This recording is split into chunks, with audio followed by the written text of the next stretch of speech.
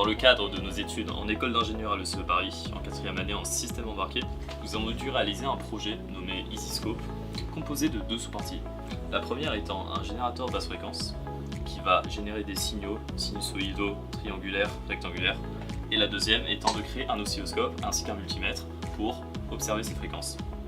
L'architecture matérielle de ce projet EasyScope est composée de 2 microcontrôleurs en 8 bits, 2 PIC18F. Nous sommes sur 2 cartes de développement EasyPIC V7.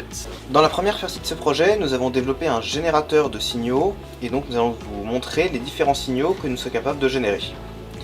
Le premier type de signal que nous sommes capables de générer est un signal continu, donc on est capable d'ajuster la valeur en tension de ce signal continu et donc par exemple dans cet cas-là, allumer plus ou moins une LED en fonction de la tension souhaitée.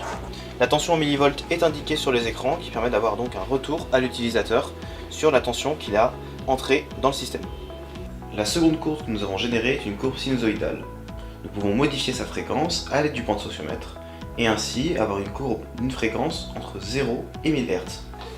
Le troisième signal qui a été développé avec ce générateur de fonctions est un signal triangulaire. De la même manière que le signal sinusoïdal, nous pouvons modifier sa fréquence et l'afficher sur les écrans 7 segments. Et enfin, le dernier signal que nous pouvons générer est un signal carré. Nous pouvons choisir la fréquence entre 1000 ou 10 000 Hz et aussi modifier le rapport cyclique de 0,1 à 0,9 à l'aide des boutons qui sont situés ici.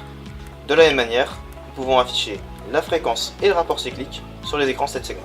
La seconde partie de ce projet, c'est-à-dire l'oscilloscope, va lire des valeurs à travers le convertisseur analogique digital.